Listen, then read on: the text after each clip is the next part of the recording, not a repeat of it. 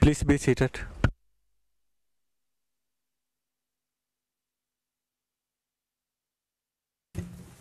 Good afternoon, Mr. Van der Poel. Le président, bonjour Monsieur Van der Poel, soyez le bienvenu dans ce prétoire. Comme Monsieur McCloskey nous l'a annoncé, c'est à vous maintenant de prendre la parole pour nous présenter les arguments de l'accusation. Vous avez la parole, Monsieur Van der Poel. Je vous remercie, Monsieur le Président. Bonjour. Madame, Monsieur le juge, Maître Gaïch, Général Tolimir, bonjour à toutes et à tous. L'occasion m'est offerte de prendre la parole pour présenter une partie du réquisitoire de l'accusation dans cette affaire qui est sans aucun doute très grave et d'une importance historique. Comme la Chambre le sait, l'accusé se voit reprocher la responsabilité pour des crimes visés à l'article 7.1 du statut du tribunal et sous tous les modes de responsabilité pénale, y compris l'entreprise criminelle commune dans son mémoire en clôture, mis à part la simple reconnaissance du fait qu'il a effectivement occupé ce poste de commandant adjoint chargé de la sécurité du renseignement au sein de l'état-major de la VRS pendant la guerre, le général Tolimir a reconnu peu d'autres choses et au fond, il conteste tous les aspects matériels de l'espèce, y compris les faits incriminés.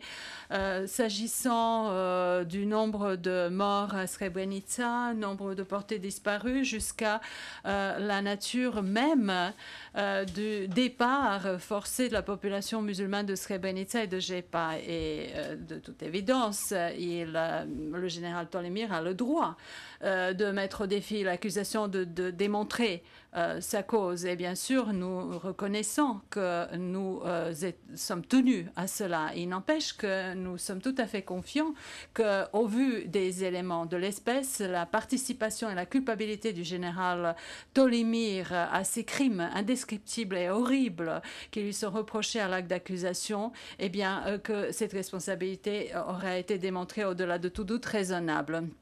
Je vais me pencher juste sur quelques éléments clés qui nous permettent d'établir la responsabilité pénale individuelle du général Tolimir et je vais répondre à quelques affirmations spécifiques de la défense qui figurent dans leur mémoire en clôture. Mais mis à part cela, dans toute la mesure du possible, je vais éviter de répéter ce que nous avons abordé en détail dans notre mémoire en clôture. En fait, je vais m'attacher plutôt à deux aspects clés de la responsabilité du général Tolimir. Premièrement, je vais m'attacher à des faits et des circonstances qui nous permettent de démontrer la contribution significative du général Tolimir à l'entreprise criminelle commune meurtrière par voie d'omission. Et deuxièmement, je vais parler de faits clés qui démontrent l'existence de cette entreprise criminelle commune visant à transférer de force les populations musulmanes de Srebrenica et de Jepa et la pleine participation du général Tolimir à cela. Son manquement à empêcher les prisonniers musulmans entre les mains de la VRS suite à la chute de Srebrenica constitue une violation grave du droit international et il ne peut y avoir aucune contestation de cela. Il n'est pas difficile ni particulièrement sophistiqué de démontrer son manquement à faire cela, donc à protéger ces prisonniers musulmans. Il s'agit plutôt d'une omission qui saute aux yeux, qui est flagrante, qui est incontestable. Son omission constitue également une contribution significative à l'entreprise criminelle commune meurtrière lors de laquelle ont péri les hommes et les garçons de Srebrenica. Tout comme ces agissements, ces omissions constituent un produit d'un choix délibéré et nous démontrent son engagement à atteindre les objectifs de l'entreprise criminelle commune au titre de l'article 7.1 du statut de ce tribunal. Pour que ce soit tout à fait clair, au paragraphe 29D de l'acte d'accusation, il est reproché au général Tolimir de devoir assumer la responsabilité d'avoir manqué à protéger les prisonniers musulmans et il est prévu spécifiquement qu'il avait la responsabilité de la gestion de ces prisonniers musulmans qui ont été capturés après la chute de Srebrenica. Il était chargé d'assurer leur sécurité et il a omis de le faire. Il a manqué à le faire. Premièrement, le général Tolimir a été tenu au titre du droit international coutumier de faire en sorte que ces prisonniers soient traités de manière humaine et qu'ils soient protégés, ces musulmans pris entre les mains de la VRS et en particulier ceux qui se sont trouvés entre les mains des organes, des unités, des officiers qui était commandé par le général Tolimir, comme cela a été expliqué dans le mémoire en clôture de l'accusation au titre de la convention de la troisième convention de Genève. Tous les agents d'une puissance détentrice, en l'espèce la Republika Srpska, entre les mains desquelles se trouvent les prisonniers, ont l'obligation de s'assurer de leur traitement humain et cette obligation s'applique à tout individu, y compris ceux qui ont entre les mains directement ces prisonniers, ainsi que ceux qui les supervisent. Donc, il est hors de question que le général Tolimir n'ait pas été un agent de la puissance détentrice. Et deuxièmement, ce qui est tout aussi clair, c'est le général Tolimir qui a supervisé nombre d'officiers qui ont eu la charge de ces hommes et ces garçons musulmans qui ont été capturés suite à la chute de l'enclave. Ces officiers sont Ljubisha Behara, chef de l'administration chargée de la sécurité de l'état-major principal, Dragomir Pechanac, vous vous souviendrez, c'est un officier du renseignement au sein du secteur du général Tolimir, Vujadin Popovic, mon collègue s'est référé à lui, qui était chef de la sécurité du corps de la Drina, Momir Nikolic, chef du renseignement et de la sécurité de la brigade de Bratunac, Drago Nikolic, chef de la sécurité de la brigade de Zvornik, Milorad Torbic, un autre officier chargé de la sécurité, qui était l'adjoint de Drago Nikolic dans la brigade de Zvornik, Zoran Čarkić, Mirko Jankovic, la police militaire de la brigade de Bratunac, Milomir Jashikovac et d'autres policiers militaires de la brigade de Zvornik. Et ce ne sont que quelques noms que j'ai cités là. Donc le général Tolimir commandait Ljubisha Behara, et je mets ça entre guillemets, donc c'était son subordonné immédiat au sein du secteur chargé de la sécurité et du renseignement. C'était l'homme clé dans la planification et la mise en œuvre de l'opération meurtrière. Et cela a été établi par les éléments de preuve de l'espèce. Il ne fait aucun doute que le général Tolimir a exercé le contrôle technique sur la police militaire de la VRS et les organes de sécurité subordonnés, y compris donc les officiers, entre les mains desquels sont trouvés les prisonniers musulmans. C'était le secteur du général Tolimir qui était responsable de la formation, de l'équipement et de la direction donnée aux organes de sécurité qui leur étaient subordonnés, unités de sabotage, y compris la 10e unité de sabotage, et la police militaire au sein de la VRS.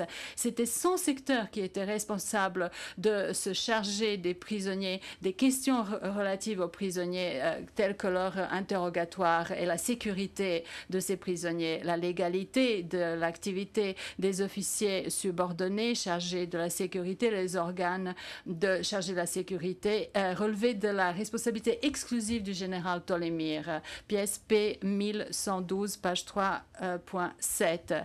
Nous avons un grand nombre de documents qui ont été versés au dossier qui démontrent l'exercice actif de l'autorité par le général Tolimir, de son autorité sur les organes chargés de la sécurité, le personnel et la police militaire chargée de la sécurité. Donc ces documents nous montrent par exemple qu'il a donné des ordres un exemple, à titre d'exemple, la pièce P 2430, document de l'état-major principal, où il fait un rapport sur l'aptitude au combat et des questions qui concernent l'affectation de la police militaire du 65e régiment de protection. Un autre document P 2141, où il fait suite à un ordre précédent destiné aux unités subordonnées pour qu'elles fournissent les noms, pour que l'état-major principal puisse former ce détachement, ce 10e détachement de sabotage et d'autres documents.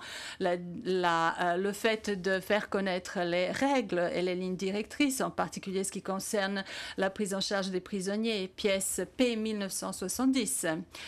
Les subordonnés de Tolimir au niveau de la sécurité, du renseignement et la police militaire ont directement participé aux événements de Potocari, de Bratunac, de Zvornik. Et en fait, ils ont pris part à toutes les phases de l'opération meurtrière.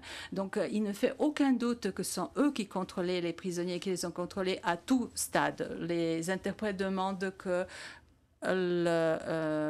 l'avocat de l'accusation ralentisse. Le président, M. Van der Poel, vous avez entendu le commentaire. M. Van der Poel, oui.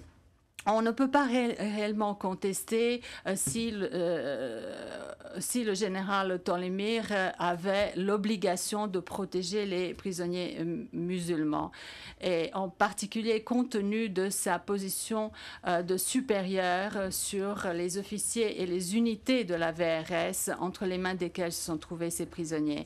Et de manière comparable, le fait qui est de savoir si le général Tolimir était informé de l'existence de ces prisonniers. Vous vous rappellerez, je pense, et la Chambre vient d'entendre mon confrère là-dessus, rappellerez le document du 12 juillet où le général Tolimir demande que les musulmans qui prennent la fuite soient arrêtés et placés en détention. Et puis vous vous rappellerez un autre document auquel s'est référé mon confrère, PSP 122, document du 13 juillet.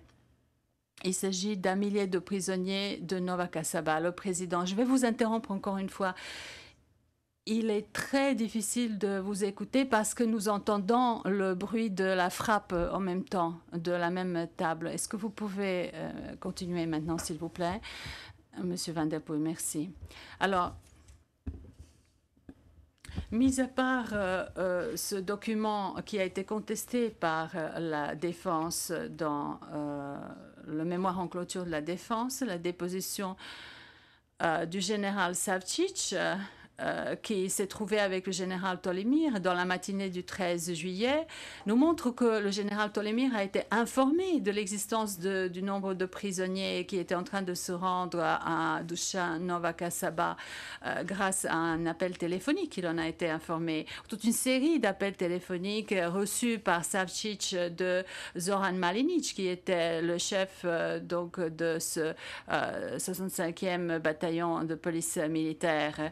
Et puis d'autres éléments de preuve qui nous prouvent la connaissance qu'avait le général Tolimir du nombre de prisonniers. Dans le document du 13 juillet, qu'il émet dans la soirée du 13 juillet, demande ou propose que 800 prisonniers soient envoyés à Siemec, à la ferme de Siemec, de Rogatica. Puis il est en contact avec Milenko Todorovic, qui est le chef de la sécurité du corps de Bosnie orientale, et il lui dit qu'il faut se préparer, prendre des mesures au camp de Batkovic pour recevoir plus d'un millier de prisonniers. Il savait qu'il y avait des milliers de prisonniers le 13 juillet entre les mains de la VRS, et il savait qu'on allait les tuer.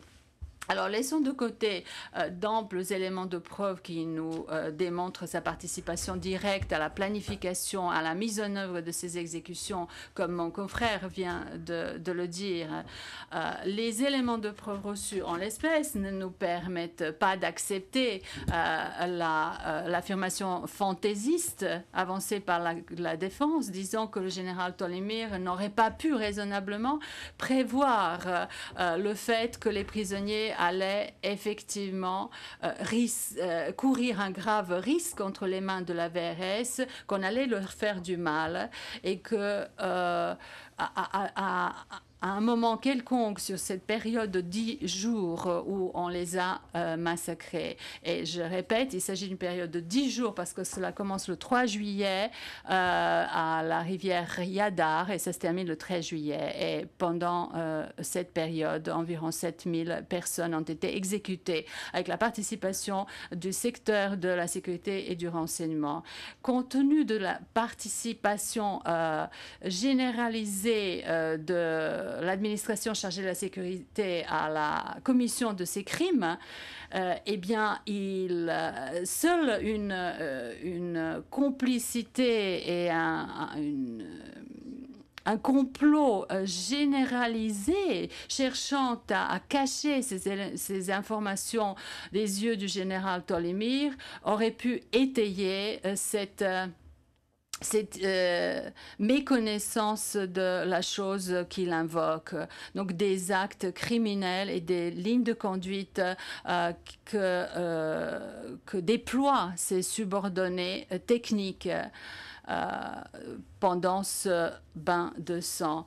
Donc le mauvais traitement réservé aux prisonniers musulmans entre les mains de la VRS est quelque chose qui sévit pendant toute cette période et c'est quelque chose de connu. La Chambre se rappellera les éléments de preuve portant sur les meurtres opportunistes de Bratunas et de Potocari. Vous avez vu la vidéo de l'entrepôt de Kravica du 13 juillet avec les corps empilés. Les exécutions qui se sont produites en quelques heures d'espace, donc qui les séparent de quelques heures de la proposition que formule le général Tolémir d'envoyer 800 prisonniers à Rogatica. Le 14 juillet, des corps ont été enterrés à Glogova et ça a été, des dispositions ont été prises par le subordonné direct de Tolémir, Ljubiša Berha. Et ce jour-là, Berha, Popović, Nikolić, tous les trois sont des officiers de sécurité à la police militaire, organisent et transportent des milliers de prisonniers musulmans à la zone de Zvornik. Donc ils mettent en application le plan de les exterminer. Vous avez entendu Tanas Kotanic, qui était membre du commandement de la brigade de Zvornik, qui vous a dit que des meurtres de Kozluk le 15 pouvaient se voir depuis l'autre rive de la Drina. Et il a également parlé très franchement. Il dit, mais ces meurtres se sont produits dans des zones peuplées. Les gens voyaient cela, ils avaient des téléphones. La VRS avait également des téléphones, des radios, des téléscripteurs, des estafettes. Cela ne s'est pas passé à l'âge de la pierre. Ça s'est produit en 1995. Donc, disant que l'officier du plus haut rang dans le renseignement de l'état-major de la VRS et l'organe le plus élevé haut placé de la VRS ne savait pas ce qui se passait parce que physiquement, il n'était pas là où les crimes ont été commis, pendant que ses camarades commettaient ces crimes, eh bien, c'est complètement inacceptable. Les crimes commis à une échelle sans précédent et que l'organe le plus élevé du renseignement n'était pas au courant, mais ces crimes, ce sont des crimes auxquels ont participé ces subordonnés au niveau du bataillon, jusqu'au niveau de la brigade, jusqu'au niveau du corps d'armée, niveau de l'état-major principal, quasiment à tous les niveaux de la structure de hiérarchie de la VRS qui était placée sous sa direction. Ce sont des crimes qui auraient pu compromettre l'effort de guerre des Serbes de Bosnie et en fait, il s'agit de crimes d'une telle échelle qu'ils sont sans pareil tout au long de cette guerre. Et ce que démontrent les éléments de preuve de l'espèce, au-delà de tout doute raisonnable, c'est que ces hommes et ces garçons musulmans ont été tués alors que... et qu'ils ont été tués alors que ses propres subordonnés et d'autres ont directement participé à cela, ont directement planifié, organisé et causé leur mort de la manière la plus brutale, systématique et impitoyable, et que Tolémir a manqué de protéger ces gens-là. Donc ces omissions ont de manière directe et significative contribué au succès de l'opération meurtrière, ont permis que sa planification soit réussie, que son organisation soit réussie et que c'est sans entrave que cette action sera menée à bien de manière technique, exécutée par des membres du secteur chargé de la sécurité du renseignement dont avait la responsabilité générale Tolémir. Donc il avait la capacité matérielle d'agir et de protéger ses prisonniers. C'était un des commandants adjoints qui bénéficiait le plus de la confiance du général Mladic. Il faisait partie du cercle restreint du général Mladic, comme il a dit. Non seulement comme officier de haut rang, mais en tant que général, en tant que responsable de la sécurité, le général Dolimir avait l'obligation au titre du règlement de la VRS, avait l'obligation de respecter l'ordre constitutionnel de la République serbska. Je ne vais pas rentrer dans trop de détails, puisque nous en avons beaucoup parlé dans le mémoire en clôture, mais au fond, le règlement de service qui s'applique aux officiers chargés de la sécurité au sein de la VRS s'appliquait aux membres de la VRS et exigeait du général Tolimir de repérer et d'empêcher que des crimes ne soient commis au sein de la VRS, ainsi qu'à l'extérieur des rangs de la VRS. Et je souligne cela puisque c'est de cela que parle l'espèce, qu'il s'agit dans l'espèce. Il était tenu d'agir de cette manière-là pour empêcher tout acte commis au sein de la VRS qui portait atteinte à l'ordre constitutionnel. Donc, c'est de cela que parle l'article 5. Il s'agit de protéger l'égalité au niveau des nationalités, des groupes ethniques et d'autres minorités. Donc, l'inviolabilité de la vie et la protection de la vie vis-à-vis des traitements cruels et inhumains est prévue par les dispositions de cet article. Donc, il relevait de ses attributions, il faisait partie de son poste d'empêcher ce type de violation. Donc, il ne s'agit pas de règles internationales, il s'agit de règlements de la VRS qui exigent de sa part de prévenir, de repérer, de faire rapport, d'arrêter, d'enquêter sur les auteurs et les complices de crimes contre l'humanité au titre du droit international, y compris ceux qui sont commis dans les rangs de la VRS. Et il s'agit précisément de types de crimes de l'espèce. Donc la question est de savoir que se serait-il passé si le général Tolimir avait fait cela avant, pendant l'opération meurtrière, s'il avait décidé d'effectivement protéger les prisonniers, s'il avait fait quelque chose pour arrêter les auteurs de ces crimes, les organisateurs de ces crimes, ceux qui ont exécuté ces crimes, les auteurs de ces crimes, s'il avait enquêté sur ces questions, s'il avait fait rapport là-dessus et s'il avait relevé de leurs fonctions ou écarté les membres de son secteur et ses subordonnés de la participation à ce plan. Eh bien, je pense que la réponse est tout à fait claire. Eh bien, ces meurtres n'auraient pas pu se produire et certainement pas à l'échelle où ils se sont produits. Le général Tolimir, cependant, a décidé de ne pas agir ainsi pour une seule raison. Pourquoi? Parce qu'il a été partie intégrante de cela et parce qu'il avait l'intention de faire en sorte que les objectifs de l'entreprise criminelle comme une meurtrière visant donc à tuer les hommes et les garçons musulmans de Srebrenica soient menés à bien. Donc c'était son intention par la voie de son omission. Il voulait la réussite de cette opération meurtrière.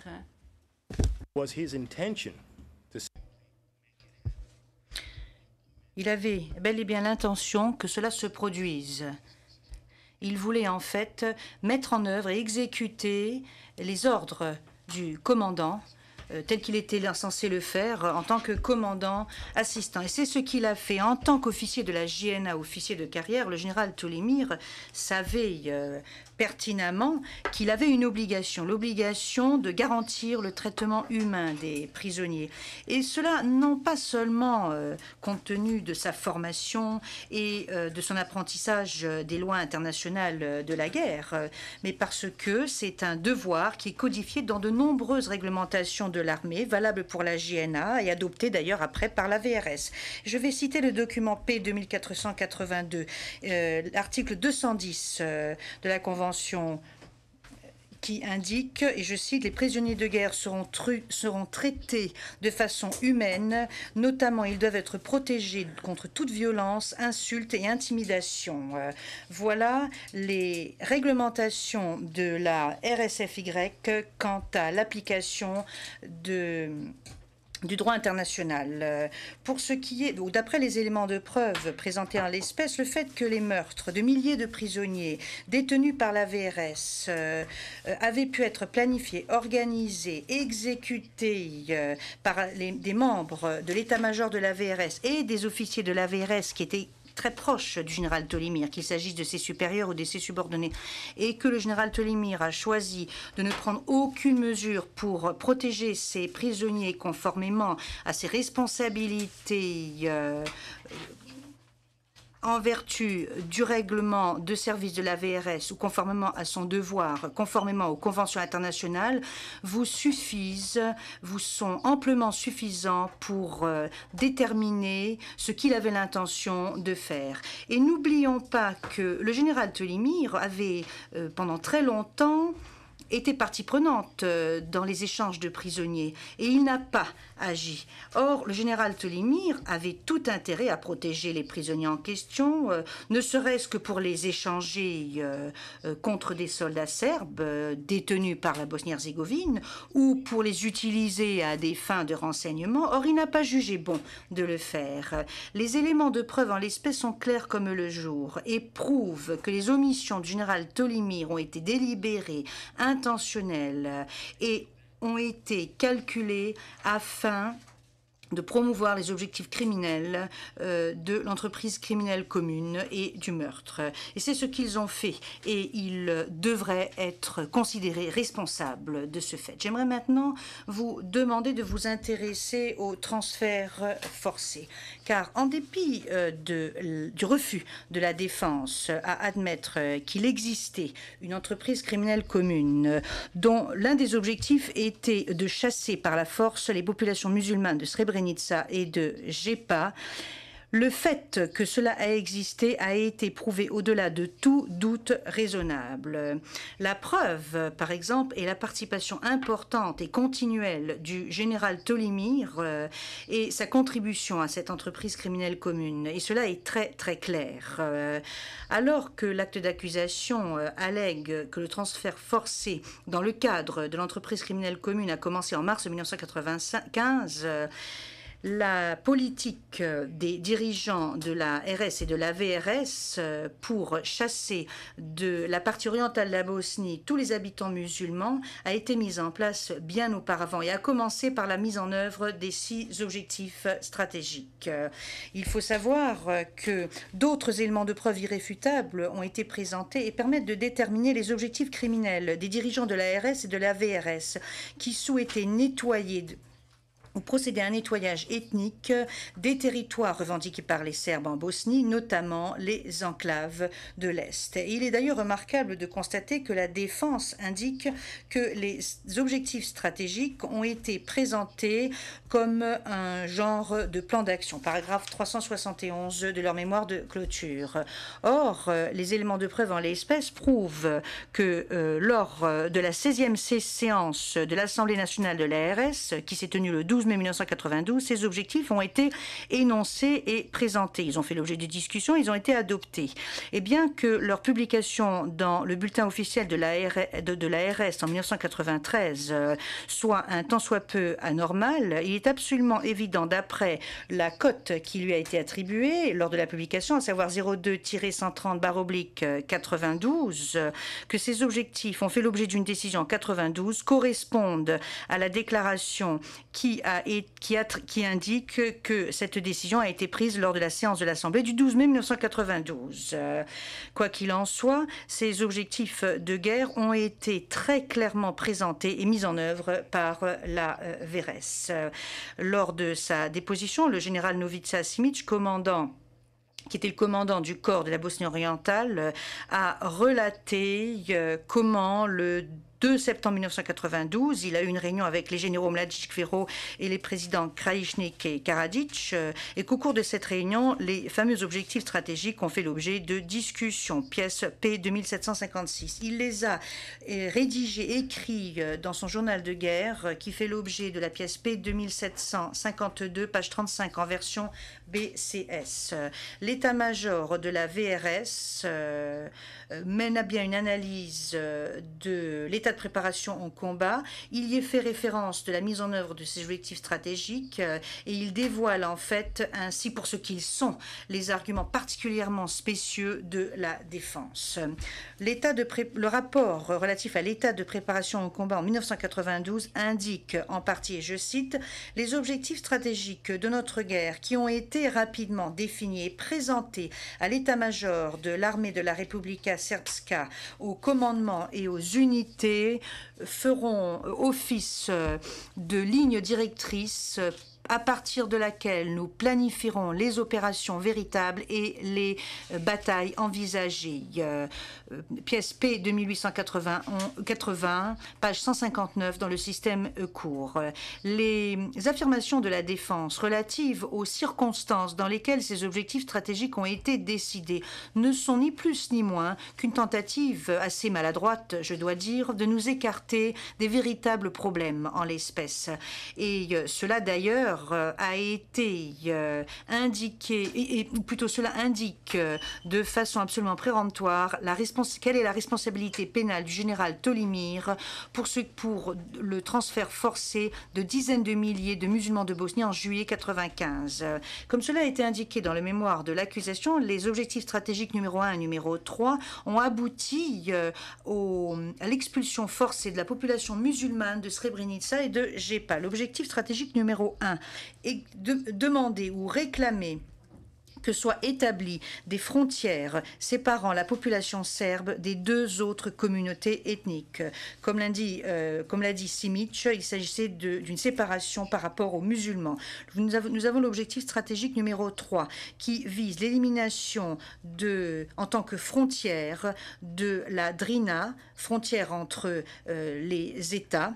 C'est un objectif qui a été mis en œuvre afin d'expulser la population musulmane de la partie orientale de la Bosnie. Comme l'a dit le général Simic, la vallée de la Drina doit revenir aux Serbes. Fin de la citation. La 16e séance de l'Assemblée, ou le procès-verbal de la 16e séance de l'Assemblée confirme que, et je cite, cette ceinture qui entoure la Drina appartient fondamentalement aux Serbes. Fin de la citation. Outre les objectifs stratégiques, la Chambre, bien entendu, se rappellera que des directives opérationnelles ont été émises au niveau de l'état-major principal. Et elles ont également été exécutées et mises en œuvre, notamment la directive numéro 4 du 19 novembre 1992. Il s'agissait en fait d'une phase importante dans la réalisation ou l'exécution de l'objectif stratégique numéro 3. La directive numéro 4 exprimait la politique des dirigeants de la Republika Srpska, politique de nettoyage ethnique qui a été adoptée par la VRS dans la partie orientale de la Bosnie, et ce pendant toute l'année 1995 et jusqu'en 1995. Le général Tolimir et son secteur chargé de la sécurité et du renseignement, qui était placé sous son commandement, ont dû donc participer à la mise au point de cette directive qui exigeait de la part de tous les commandants, assistants, compétences et participations. La directive numéro 4 donnait un ordre au corps de la Drina, et je cite, « le forcer ». Les forcer, il s'agissait de l'armée de Bosnie, les forcer à quitter les zones de Birac, Jepa et Goražde avec la population musulmane de Bosnie. Fin de la citation. Birac, bien entendu, incluant Srebrenica. Au vu de la gravité des répercussions manifestes de ce libellé, il ne sera pas surprenant de constater que des officiers de la VRS ont essayé de trouver une explication convaincante. Toutefois, la déposition fort honnête du colonel Milenko Lazic, qui a travaillé dans l'état-major principal et dans le département des opérations de l'état-major principal de 1992 à 1993 nous permet de replacer les choses dans leur juste perspective. Lorsqu'une question lui a été posée à propos de l'objectif de la VRS, il lui a été demandé si l'objectif était de séparer les populations de Bosnie-Herzégovine en fonction de leur appartenance ethnique. Voilà ce qu'il a dit dans le document P2733, ligne 21833 à 21835. Voilà ce qu'il dit, et je cite: « Je pense que l'objectif principal de la VRS consistait à défendre la population serbe des attaques provenant de l'autre camp. Et s'il n'y avait pas d'autre solution disponible, il s'agissait alors d'opérer une séparation en fonction de principes d'appartenance ethnique. Et je crois que c'est ce qui a été compris par tous les membres de la VRS. Alors s'il subsistait une once d'ambiguïté dans la directive numéro 4, il faut savoir que le général Milenko Jivanovic, qui était le commandant du corps de la Drina responsable de la mise en œuvre des tâches dans le cadre de la directive 4, nous permet de comprendre les choses très, très clairement. Lorsqu'il donne l'ordre 2-126 le 24 novembre 1992, voilà ce qu'il donne comme ordre. Et je cite: « Infliger à l'ennemi les pertes les plus importantes, épuiser les ennemis, essayer de les anéantir, forcer-les à se rendre et de façon importante et sans qu'il ne subsiste aucune ambiguïté, forcer la population musulmane locale à abandonner les zones de Tcherska, Jepa, Srebrenica et Goražde. » Fin de la citation. Vous vous souviendrez que lorsque cela a été présenté aux soi-disant experts militaires de la défense, voilà ce qu'il a indiqué. Très honnêtement, je ne sais pas pourquoi Jivanovic a écrit cette phrase dans cet ordre de cette façon. Fin de la citation. Et je souhaiterais indiquer à la Chambre qu'il y a une explication assez évidente, à savoir cet ordre par son libellé indique exactement ce que voulait entendre le commandant Jivanovic et l'ordre qu'il voulait donner. Et deuxièmement, cet ordre reprend ce que souhaitait la directive numéro 4, ce qu'elle appelait, à savoir une séparation en fonction d'appartenance ethnique. Le 4 juillet 1994, nous voyons que le commandant de l'époque de la brigade de Bratunac, le commandant Slavko Ognjenović, donne des explications à propos de l'état de préparation du corps au combat. Et voilà ce que Ognjenović indique, je cite: « Nous devons parvenir à notre objectif définitif, à savoir une Podrinje absolument serbe. Les enclaves de Srebrenica, Jepa et Goražde doivent être battues militairement. Nous devons continuer à nous armer, à nous former, à nous discipliner. Nous devons préparer l'armée de la Republika Srpska pour qu'elle puisse exécuter cette tâche cruciale, à savoir l'expulsion des musulmans de l'enclave de Srebrenica. Il n'y aura pas de retraite lorsque nous arriverons dans l'enclave de Srebrenica. Nous devons poursuivre notre avancée.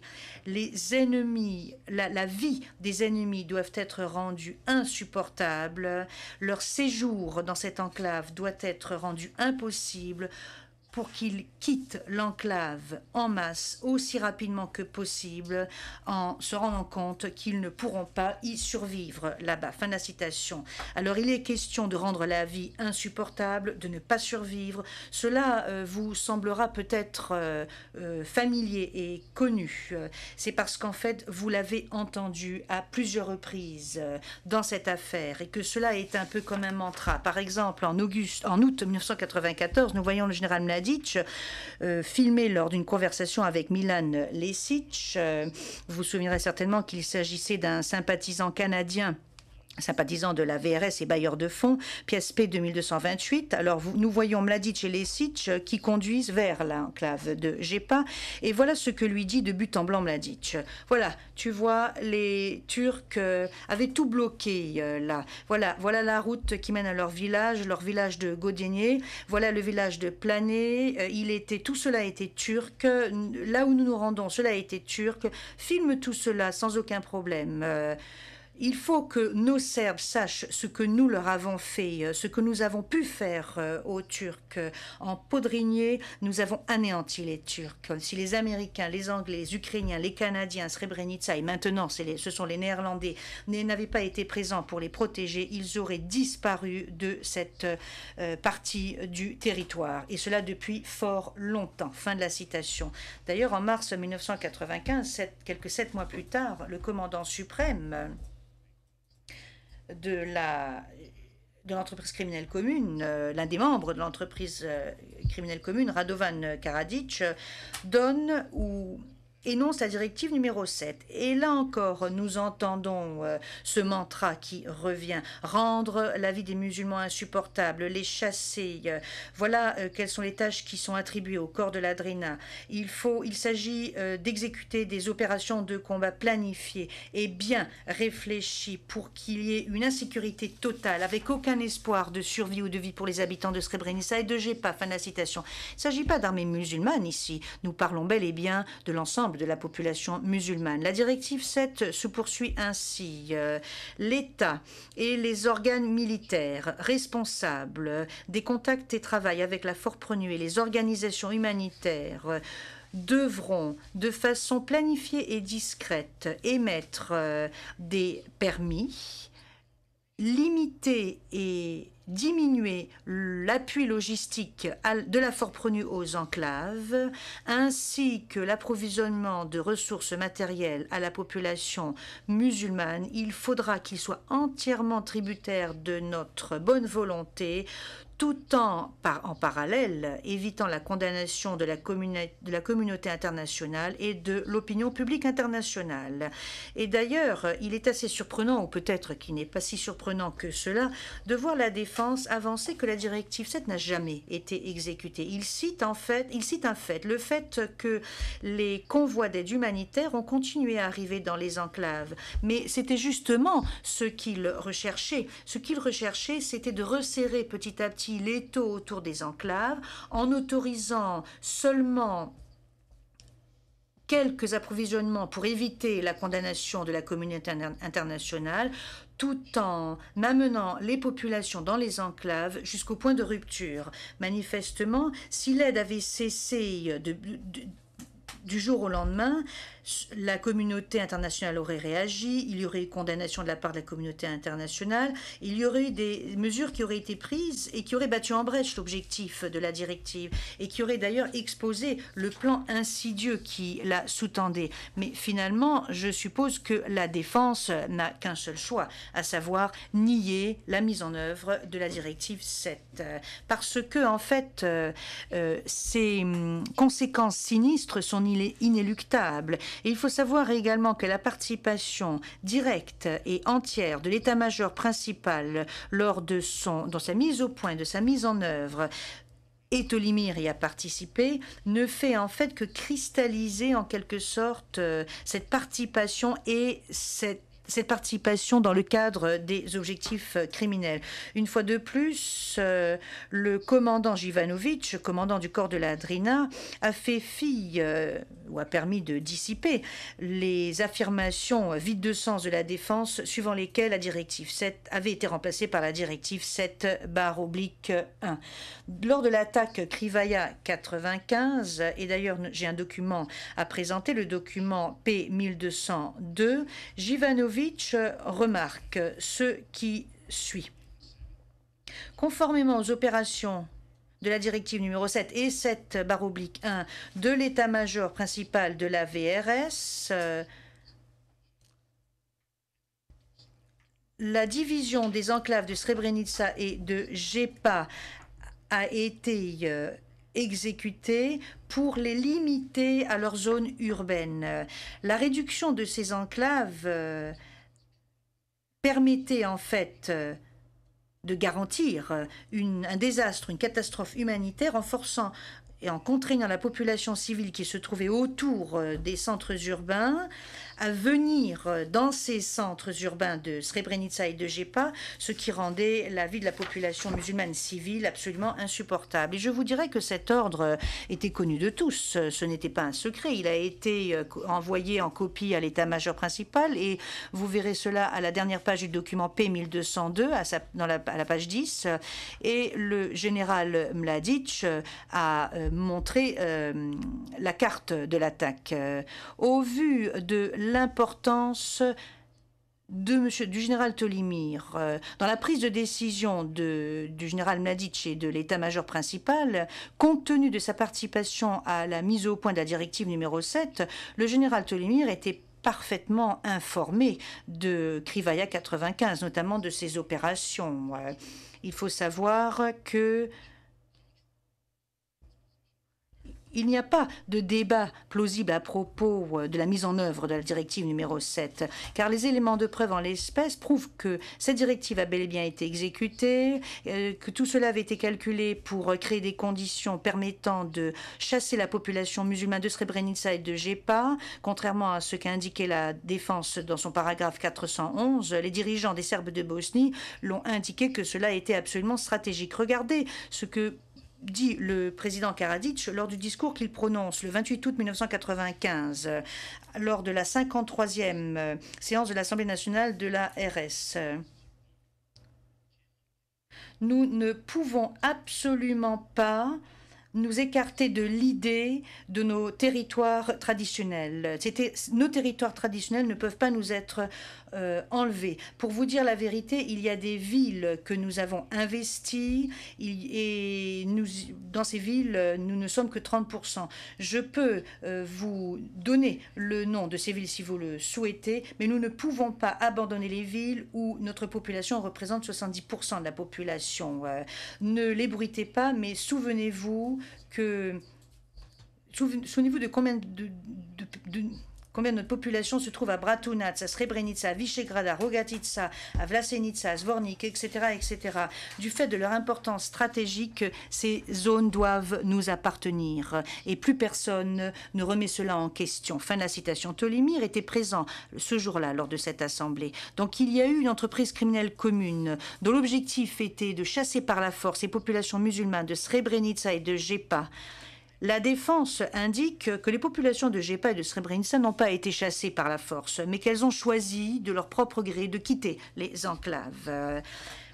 Les éléments présentés en l'espèce prouvent exactement le contraire de cette affirmation. Alors je ne vais pas entrer dans les détails, Madame, Messieurs les juges, car je pense que le mémoire de clôture de l'accusation regorge de ces détails. Mais nous avons en l'espèce le dossier qui est truffé d'éléments de preuve indiquant et déterminant comment la population a été chassée par la force, comment elle a été expulsée.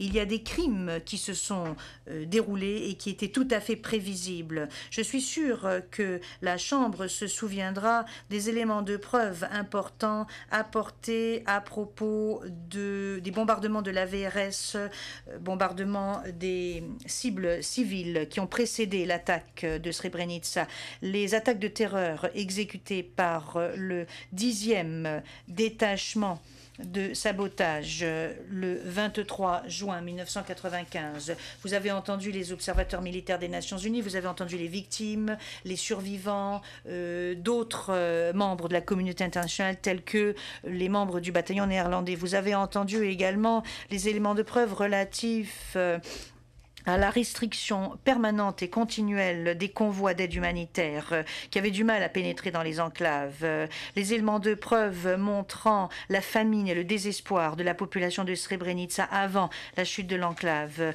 montrant également la terreur et le désespoir de la population musulmane qui fuyait Srebrenica et qui arrivait à Potocari, ayant quitté leur foyer, leur village, qui était absolument terrorisé par les forces serbes de Bosnie. Bosnie. Vous avez pu constater vous-même les conditions déplorables à Potocari, avec cette foule de plus de 20 000 réfugiés musulmans qui se retrouvent là-bas avant d'être expulsés et qui sont victimes d'attaques de tireurs embusqués des unités de la VRS. Pièce P598, déposition de M. Franken, compte rendu d'audience 2440 à 2441 et 2486. Et je suis absolument sûr et certain que la Chambre n'a pas oublié le film, la vidéo qu'elle a vue, qui montre le désespoir, la confusion, la terreur sur les visages des femmes, enfants et des hommes, et qui montre comment des maris, frères, fils et pères ont été systématiquement arrachés à leur famille, ont été placés à bord de véhicules qui les attendaient et ont été chassés. La Chambre se souviendra également des vidéos qu'elle a vues, des vidéos de GEPA, où nous assistons à une répétition de ces événements, avec la population qui est bombardée, qui est chassée de ces foyers, qui est placée dans des bus et dans des camions et envoyée vers d'autres zones tenues par les musulmans en Bosnie-Herzégovine, qui est forcée de fuir à pied vers la Serbie alors que les forces de la VRS leur tirent dessus. Où ils ont été contraints à partir à pied en Serbie, où les forces de la VRS leur ont tiré dessus sur les ordres du MUP de Serbes, alors que le colonel Behara avait organisé la chose suivante, qu'on leur tire dessus de l'autre côté de la Drina. C'est quelque chose que l'on peut voir au vu des éléments de preuve en l'espèce et des écoutes téléphoniques. La défense a laissé entendre dans ce procès que les populations de Srebrenica et Jepas ont quitté les enclaves de leur propre chef. Ceci va à l'encontre des éléments historiques de la raison et de tous les éléments de preuve qui sont fort importants et très crédibles en l'espèce. Souvenez-vous du monologue du général Mladic à l'hôtel Fontana, lorsqu'il a dit à Nesib Mandic, qui était un professeur qui avait été choisi pour rencontrer Mladic, pour parler du statut des réfugiés musulmans à Potocari. Et il s'agit de la pièce P01008. Qui constitue la vidéo de l'accusation en l'espèce. Il dit à Nesib Mandic, ai-je bien été clair, Nesib? L'avenir de ton peuple est entre tes mains, pas seulement sur ce territoire-ci. Et j'en ai terminé. Faites venir les personnes qui peuvent garantir la remise des armes et sauver votre peuple de la destruction. Il dit, j'ai besoin que la position des représentants de votre peuple soit claire, à savoir si vous voulez survivre, demeurer ou disparaître. Vous trouverez ceci dans la pièce P1008, page 47 à 48 du prétoire électronique. Avant que Mladic n'ait entendu sa réponse, parce que cette réunion a été reportée à 10 heures au lendemain, avant même d'entendre sa réponse, à savoir si la population souhaitait rester, survivre ou de disparaître, les autocars étaient déjà en route. Avant la réunion du 12 à 10 heures, lorsqu'il a répété ce même mantra, et il dit, comme je l'ai dit à ce monsieur hier soir, vous pouvez soit survivre, soit disparaître. Ces autocars étaient déjà en route pour emmener ces musulmans et les faire sortir de leurs enclaves.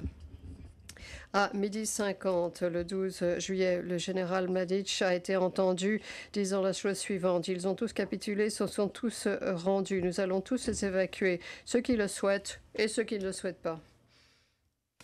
Le général Tolemir est un des conseillers les plus proches de Mladic. Il faisait partie du premier cercle de l'état-major général. Comme l'a dit le général Mladic, il faisait partie de la prise de décision au sein de l'état-major général et il était impliqué de façon active. Y a-t-il un quelconque doute sur le fait qu'il ait eu connaissance du plan? Voici ce qu'il dit à la date du 13 juillet. C'est le général Tolemir qui parle. Nous savons qu'il a été nommé pour superviser la situation à Jepa. C'est un des généraux et il a fait part de l'ultimatum qu'il a lancé aux musulmans. Et il dit, nous avons fait en sorte qu'il y ait une condition, à savoir que toutes les conditions nécessaires soient réunies avant 15 heures. Avant, je cite, que et c'est à ce moment-là que l'évacuation devait commencer. Nous avons posé cette condition et l'alternative ou la solution alternative, dans ce cas, c'est la force militaire. Hamdiya Torlak, vous vous en souvenez, a dit ceci à la page 4292. Le général Telemir nous a dit quelque chose de la sorte. Srebrenica est tombé et maintenant c'est au tour de Jepa. On peut procéder de deux façons. Ce que je vous propose s'adresse à vous tous. Je veux parler de l'ensemble de la population musulmane, de quitter Jepa, d'être évacué, monter à bord de cet autocar et partir.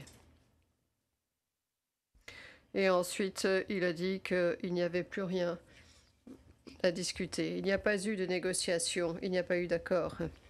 Quand bien même il y aurait eu un tel accord, la jurisprudence du tribunal est tout à fait claire. Ceci ne constitue aucunement une défense, car à savoir si quelqu'un est transporté par la force, c'est quelque chose qui doit être apprécié sur une base individuelle. Si un représentant du gouvernement arrive et dit qu'il peut être d'accord pour que d'autres soient transférés, et notre jurisprudence est tout à fait claire sur ce point. Il n'y a pas eu d'évacuation légitime de la population, que ce soit de Srebrenica ou de Jepa. Il n'y avait pas de combat et il était inutile que ces personnes soient évacuées. En réalité, la loi est tout à fait claire. On ne peut pas créer des conditions comme cela pour ensuite se retourner et se fonder là-dessus pour agir. On ne peut créer une crise et ensuite prétendre que la crise constitue le prétexte permettant d'évacuer la population. Vous avez déjà entendu parler de la déclaration du 17 juillet qui porte sur le déplacement de la population musulmane lorsque ceci a été signé par Franken, Mladic et Jankovic, dont vous avez entendu parler, bien sûr. C'était le subordonné du général Telemir. Dans cette déclaration, il fait valoir, je cite, « Aucun incident n'a été provoqué par aucune des parties pendant l'évacuation et la partie serbe a observé tous les règlements des conventions de Genève ainsi que du droit international de la guerre. » Vous vous souviendrez de la déposition de l'officier du bataillon néerlandais Franken qui a indiqué que tout ceci n'était qu'il ne s'agissait que de balivernes. Il dit avoir signé la déclaration en émettant la réserve suivante pour ce qui était des convois escortés des Nations Unies, qui étaient les véhicules ou les personnes de l'enclave. Il dit avoir signé cela parce que Jankovic, le subordonné de Telemir, lui avait laissé entendre qu'il s'agissait d'une condition et qu'il fallait signer cela pour pouvoir évacuer les blessés. Vous vous souviendrez également de la déposition du PW71, eu égard à la déclaration susmentionnée. Les éléments concernant l'accord du 24 juillet sur le désarmement de la population valide de Jepa n'étaient pas différentes. Vous avez entendu Hamdiya Torlak qui a dit sans équivoque, je cite, « Pour ce qui est de nos choix, eh bien, nous n'en avions pas. » Le commandant de la Fort Pronu, le général Smith, a apprécié la situation de la façon suivante. « Je souhaite être tout à fait clair, a-t-il dit. La situation, à savoir que les personnes souhaitaient être évacuées, est due à l'effondrement de la défense de l'enclave et de la présence de l'armée serbe de Bosnie parmi eux. Il m'a été rapporté que vous, entre autres, étiez à Jepa et que vous et d'autres étaient armés et que vous demandiez à la population de partir. Page du compte-rendu d'audience 11 670. Edward Joseph a témoigné en l'espèce et il a parlé et il s'est entretenu avec les victimes au cours de ces événements. Et voici ce qu'on lui a dit. C'est la pièce P01949, page 14184 du compte-rendu d'audience. On lui a demandé pourquoi les personnes partaient et il a répondu « Non, je ne pars pas de mon plein gré, je souhaite rester, mais qui va me protéger ?» Quelqu'un d'autre lui a dit « Il y a suffisamment, au plus de temps. » Il a dit dans sa déposition, il était tout à fait clair à nos yeux que ces femmes partaient de chez elles et quittaient leur maison sous la contrainte. Le général Tolimir était un participant clé dans le cadre du transfert forcé au terme de l'entreprise criminelle commune. Et les éléments de preuve montrent très clairement qu'il a contribué de façon substantielle à cela. Tolimir a contribué personnellement et par le biais de son secteur et de son personnel de la VRS à la mise en œuvre sans relâche de la directive numéro 7 pour mettre à genoux les enclaves, pour faire en sorte que la vie devienne intolérable pour ces habitants musulmans, et pour finir, pour les chasser. La VRS est engagée dans des attaques terroristes contre Srebrenica, dans laquelle le secteur de Tolimir a pris une part importante. J'ai parlé plutôt des éléments de preuve qui concerne l'attaque de l'enclave datée du 23 juin 1995. Les subordonnés de Tolimir avaient préparé cette opération et comme l'a dit mon confrère, le colonel Salapura a participé à cette planification. Pavle Golflich également, ainsi que Vujadin Popovic, ainsi que le commandant du 10e détachement de sabotage, Milorad Pelemich.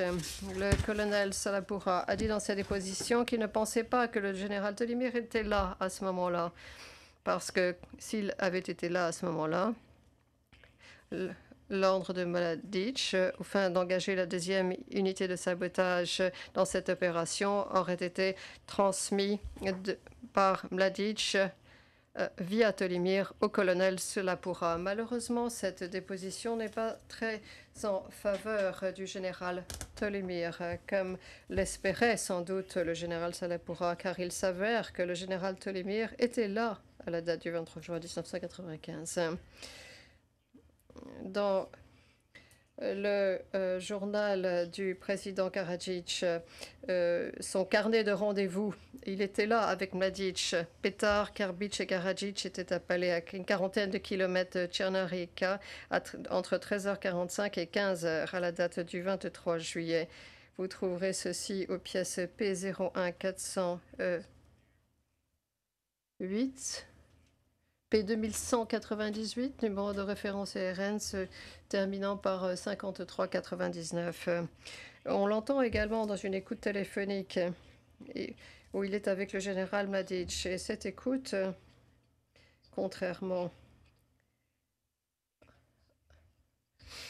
au fait que la défense conteste la fiabilité, l'exactitude et l'authenticité de l'ensemble des écoutes téléphoniques, ceci a été enregistré, vous l'avez, c'est la pièce P779. Il est vrai que c'était au général Tolimir de donner son accord au colonel Salapura pour qu'il utilise cette 10e unité de sabotage pour mener cette attaque. Et c'est le général Tolimir qui aurait transmis l'ordre au général Mladic, qui aurait donné l'ordre que ceci mis en œuvre. Le général Tolimir a joué un rôle essentiel sur la restriction imposée aux convois militaires dans les enclaves, ainsi que l'armée. Et sur toutes les demandes d'envoi de convois figurent ses initiales et sa signature. Le général Mladic et le général consultaient le général Tolimir, ainsi que le Jveler Gvero sur ces questions importantes. Vous vous souviendrez des témoins à charge importants qui ont parlé des conditions au plan humanitaire à l'intérieur de Srebrenica et de Japa et de l'incidence de la restriction sur ces convois d'aide pour les survivants et les membres de la communauté internationale. Je ne vais pas aborder ceci dans le détail. Tout ceci est clairement indiqué dans le mémoire en clôture de l'accusation. Vous vous souviendrez certainement de la déposition de Stavko Krail qui souhaitait minimiser le rôle de Tolimir pour ce qui est de la gestion des convois. Il a dû admettre, lorsqu'il a été confronté à sa déposition antérieure, que le général Télémire disposait en effet de cette autorité et pouvait donner son accord pour l'envoi des convois, puisqu'il était le second du général Milovanovic.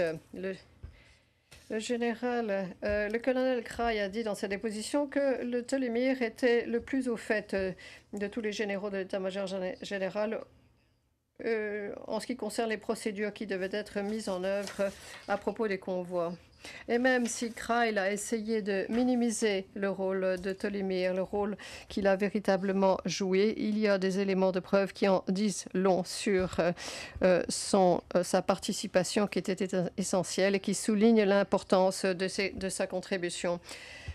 Le département chargé des affaires civiles de l'état-major général agissait en fonction des informations reçues des services de renseignement lorsqu'il s'agissait de traiter les demandes d'aide de convoi.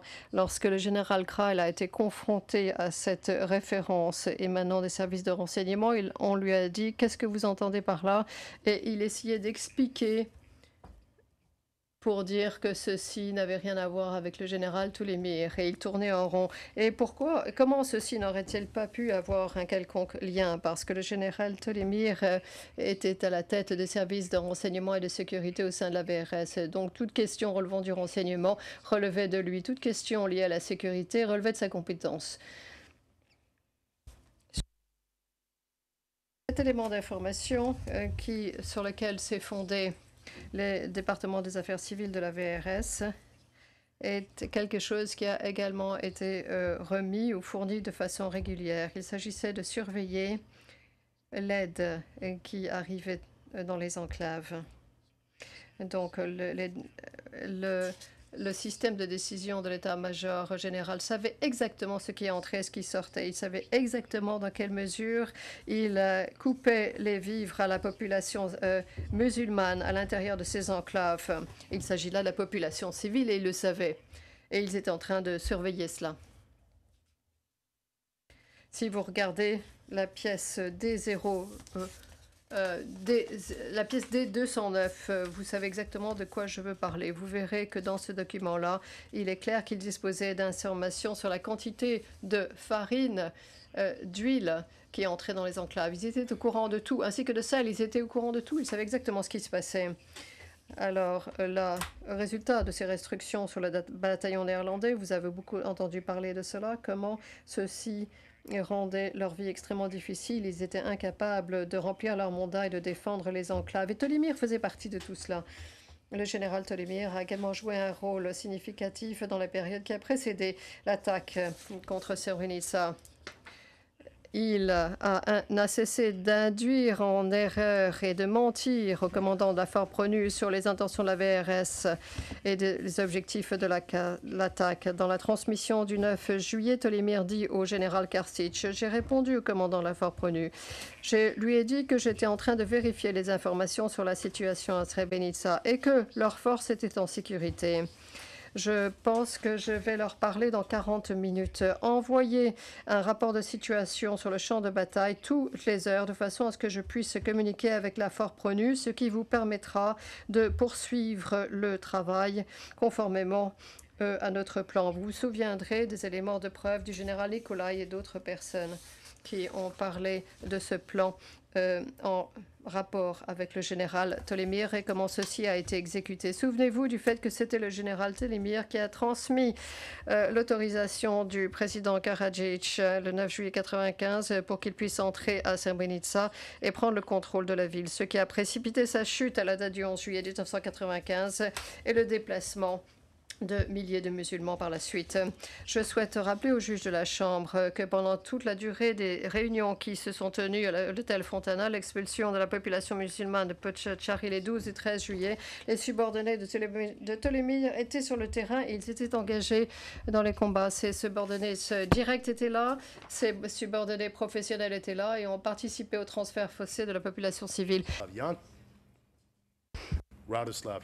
Radoslav Jankovic était là aussi. Vujadin Popovic était là. Momir Nikolic était là. Svetozar Kosoric était là. En outre, il y avait le personnel militaire du corps de la Drina et de la brigade de Batounas qui étaient là également. Tolémir les dirigeait et les contrôlait comme il l'a toujours fait.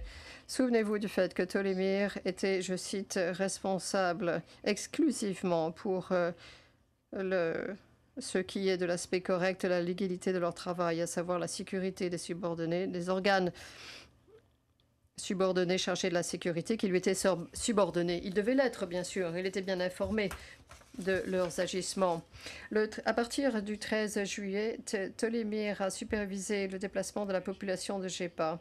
Comme je l'ai dit, c'est lui qui a lancé l'ultimatum aux musulmans de Gépa et les a menacés d'avoir recours à la force, ce que la VRS a soutenu en indiquant que les musulmans n'étaient pas disposés à capituler. Il a été directement impliqué dans les efforts de la VRS afin de neutraliser la force promue pour faciliter la prise de l'enclave. Et la Chambre se souvient certainement du rapport du 14 juillet de l'état-major général, au cours duquel le général Karstich en se fondant sur les rapports du général Tolémir de la VRS, a dit qu'ils avaient pris le contrôle. Ils ont dit qu'ils avaient l'intention de prendre le contrôle de ce que faisait la force promue au niveau de ces postes de contrôle. Et il a dit que tous les postes de contrôle ont reçu pour tâche de rester à leur emplacement actuel, même après que les unités de la VRS soient passées devant elles, et de nous faire un rapport sur leurs activités, sur les activités des musulmans. Tolémir a personnellement dirigé cette opération jusqu'à ce que le dernier individu de la population musulmane soit chassé. Il était en charge de l'opération et devait chasser la population de Gépa. Il a même personnellement fait descendre des hommes d'un convoi qui était transféré à la prison de Rogatitsa. Et il a personnellement escorté le dernier convoi ce jour-là qui a quitté Gépa le 25 juillet. La contribution de Tolémir pour ce qui est du transfert forcé de l'opération et du rôle qu'il a joué dans cette opération est tout à fait clair. C'est palpable et tout à fait essentiel. L'intensité de sa contribution ne trouve son corollaire que dans une certaine mesure, dans son intention d'avoir un recours à la force qui était nécessaire pour qu'il réalise ses objectifs. Le 21 juillet, il fait une proposition qui souligne son engagement à l'expulsion de la population de Gépa par tous les moyens nécessaires, comme l'a indiqué M.